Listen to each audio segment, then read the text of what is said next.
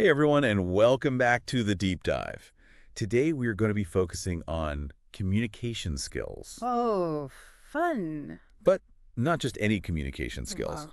We're really diving deep into what it takes to be present and engaged during conversations. Awesome. Our source material is a LinkedIn article by Stacy Hank. Oh, yeah. I've heard of her. It's called 3 Tips to Stay Focused During Conversations. Catchy title. It is. It's really interesting stuff.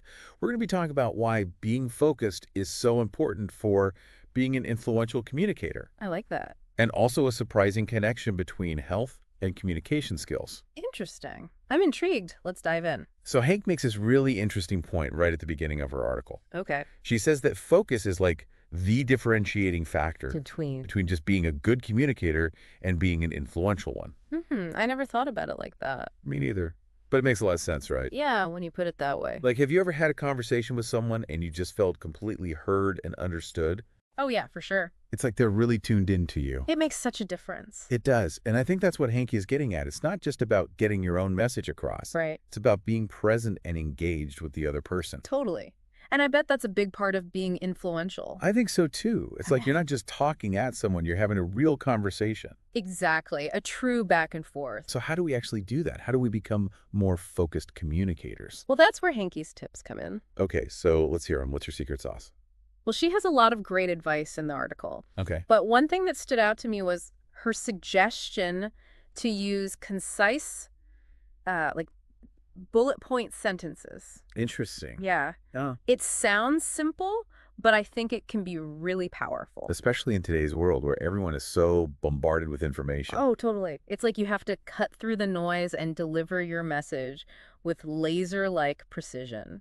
I like that analogy. Laser-like precision. It's about being clear and concise and memorable. So instead of saying something like, this new product could potentially increase our market share and maybe even boost employee morale, Right. I would say something like, this new product has 2 main benefits. Increased market share and improved team morale. Exactly. You're hitting the key points. It's like a verbal bullet point list. I love it. I think that's a great tip. Me too. Now I have to ask about one of Hanky's other suggestions. Okay. It's about minimizing distractions. Yeah. And one of her tips is to actually ask people to turn off their devices during conversations. Oh, that's bold. Right. Like, is that even realistic in today's world? I mean, I get. Like a constant battle with our phones. But I think it depends on the situation. Right. Like for really important conversations, especially in a professional setting, Yeah, I think it's worth considering. it makes sense. Even if you can't eliminate every single distraction, just minimizing them can make a big difference. It shows respect. It does. And it creates an environment where you can both truly focus. Okay, so distractions are out. What else does Hank suggest? So her 3 core steps to achieving higher focus are eliminating distractions, preparing even when you don't have time, Okay. and being healthy. Being healthy. Yeah. I was surprised by that one, too. I know. Like, what does being healthy have to do with communication skills? Well, when you think about it, it actually makes a lot of sense. How so? Your physical and mental state have a huge impact on your ability to communicate effectively. Yeah, I guess that's true. If you're exhausted or stressed out, you're not going to be as sharp or engaging. You're going to be able to think on your feet. Exactly. It's like trying to run a marathon on an empty stomach. Ooh, I like that analogy. You might start strong, but you're not going to make it to the finish line. So being healthy is like fueling our communication skills. I like that. It's giving them the energy they need to thrive. Like giving your communication a boost. Exactly. And who doesn't want that? So we've touched on being healthy, minimizing distractions. Yeah. But what about preparation? I'm definitely guilty of winging it sometimes, Me too. especially in those casual conversations. Oh, yeah. But Hank emphasizes that preparation is key even for those off-the-cuff chats. Interesting. Like you really have to think about the other person. Like what they already know about the topic. Yeah. And what they need to know. Their opinions. And their expectations. That's like tailoring a suit. Oh, I like that. You wouldn't just grab any fabric and hope it fits. You've got to take measurements. You have to consider the person's style and make adjustments. So it's like tailoring your message to your audience. Exactly. That's a really good point. And it highlights the fact that influential communicators don't just deliver a one-size-fits-all message. They understand their audience and adapt accordingly. Precisely. It's like you said earlier, it's about being present and engaged with the other person. Yeah, and that leads into another one of Hankey's tips, which is about adapting your message on the fly. Ooh, that sounds challenging. It does. It's like you have to be reading the other person's verbal and nonverbal cues. And adjusting your approach accordingly. Can you give us an example of what that might look like in a real conversation? Sure. Imagine you're giving a presentation Okay. and you notice some people in the audience starting to look bored. Uh-oh. You could pause and ask a question. To get them involved. Yeah. Or you could adjust your delivery to be more energetic and interactive. Maybe even tell a quick story That always helps. It's about being sensitive to the energy in the room. and making adjustments as needed. Exactly. So it's a dance between speaking and listening, observing and adapting. I love that analogy. It's like a communication dance. And the more you practice, the better you'll get at it. So it's a skill you can develop. Absolutely. It just takes focus and awareness. Well, we've talked a lot about the how-to of staying focused. Right. But let's circle back to the why. Okay. Hankey's point about focus being the hallmark of an influential communicator really resonated with me. Me too. Okay. Powerful stuff. Why do you think that is? Why is focus so important for being influential? I think it all comes down to connection. Connection. Yeah. When you're truly focused on the other person, when you're actively listening and trying to understand their perspective. And building rapport. Exactly. And I Yeah. think that's the foundation for influence. It's not about forcing your ideas on someone. It's about creating a space for shared understanding. I like that. Shared understanding. It's about creating a dialogue, a true back and forth. And that requires being present, engaged, and focused. Absolutely. It's the key to unlocking that next level of communication. Now I'm curious, which of Hank's 7 tips for staying focused resonated most with you, our listener? Yeah. We'd love to hear your thoughts. Everyone's communication style is different. So what works for one person might not work for another, It's about finding what works best for you. and for the specific situation you're in. Before we move on to some final thoughts, I want to circle back to Hankey's point about the link between health and communication skills. Oh, yeah. That was a surprising one. A lot of people might be wondering what on earth those two things have to do with each other. It might seem strange at first.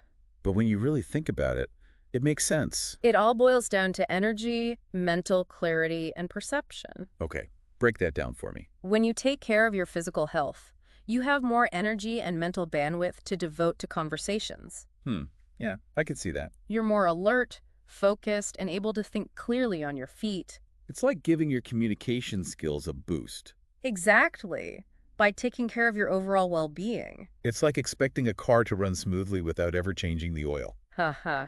I love that analogy. Eventually, it's going to break down. And when we neglect our health, our communication can break down too. We might be more distracted, irritable, or just not fully present. Exactly. It's all connected. So what are some practical things people can do to improve their health in a way that benefits their communication skills? Well, Hank mentions the basics. Getting enough sleep, eating a healthy diet, and exercising regularly. Those are great starting points. They are. But I think it's also important to find activities you genuinely enjoy. Totally. If you hate running, don't force yourself to do it. Find something fun and sustainable. Whether it's dancing, swimming, hiking, or something completely different. And don't underestimate the power of stress management techniques. Oh, yeah. Things like meditation or spending time in nature. Those can do wonders for your mental and physical health. Which, as we've discussed, directly impacts your communication skills. It's all connected. It's a holistic approach to communication. Recognizing that all aspects of our well-being play a role in how we connect with others. It's not just about becoming a better speaker, it's about becoming a better you. That's beautifully said. Now, before we move on to our final thoughts, Yes. I want to circle back to something you mentioned earlier Okay. about adapting your message on the fly. Ah, yes, the communication dance. Exactly. Can you give us some more specific examples of how this might look in practice? Sure. Remember our presentation example? Let's say you're midway through and you notice some people starting to look bored. What would you do? Well, I might pause and ask a question to get them involved. Yeah. Or I might adjust my delivery to be more energetic. To recapture their attention. Exactly. Now, what if you're having a one-on-one conversation Okay. and you sense that they're not fully understanding what you're saying? What then? Well, You could try rephrasing your message or using different examples. Oh, that's a good idea. Or you could ask clarifying questions. To make sure you're both on the same page. Exactly. It's about being flexible and responsive. So it's not just about being a good speaker, it's about being a good listener, too. Absolutely. Effective communication is a two-way street. Well said.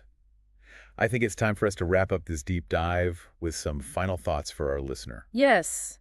Let's give them something to ponder as they go about their day. Perfect. So what's the takeaway message you want to leave our listener with today? Well, I want our listener to consider how they might apply these tips to a specific upcoming conversation. Ooh, I like that. Yeah. So not just thinking about these concepts in a general sense, Right.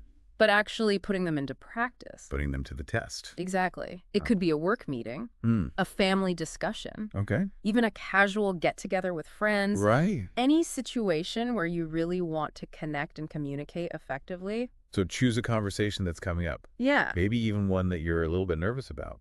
And think about how you can apply some of Hanky's tips. Almost like a little experiment. I love that. It takes the pressure off. It does. What kind of changes do you think people might notice when they start applying these techniques? Well, I think you'll find that communication becomes more effortless and more effective Okay. when you're truly present and focused on the other person. It's like you're unlocking a whole new level of connection and understanding. Absolutely. And that's the power of focus in communication. It really is. It's not just about being a better speaker, It's about being a better listener. a better observer. And ultimately, a more impactful communicator. Yeah. Well said. That's all the time we have for today's deep dive. Thank you so much for joining us. It was a pleasure being here. And a huge thank you to Stacey Hankett for providing such insightful material. Her article was fantastic. And remember, the deep dive is always here to help you get the most out of your reading. We'll see you next time. For another fascinating deep dive. Yeah, pay attention to the impact of your increased focus. Right. Observe how the conversation flows, how the other person responds, and how you feel throughout the interaction. It's like gathering data. Yeah, exactly. Like conducting your own little communication experiment. I like that. It makes it fun. It does. And what kind of changes do you think people might notice when they start applying these techniques? That's a good question. I think you'll find that communication becomes more effortless. More effortless. And more effective. Wow. When you're truly present and focused on the other person. Like it just flows more naturally. Exactly. You're not overthinking things. You're just in the moment. And that's when the magic happens. It's like you're unlocking a whole new level of connection and understanding. Absolutely. And that's the power of focus in communication. It's not just about being a better speaker. Right. It's about being a better listener. Or better observer. And ultimately a more impactful communicator. Well said. That's all the time we have for today's deep dive. Already. I know. Time flies when you're having fun. It does. Thank you so much for joining us. It was a pleasure being here. And a huge thank you to Stacey Hankett for providing such insightful material. Her article was fantastic. And remember, the deep dive is always here to help you get the most out of your reading. We'll see you next time. For another fascinating deep dive. Thank you for watching. Like, comment, and subscribe for more inspiring podcasts.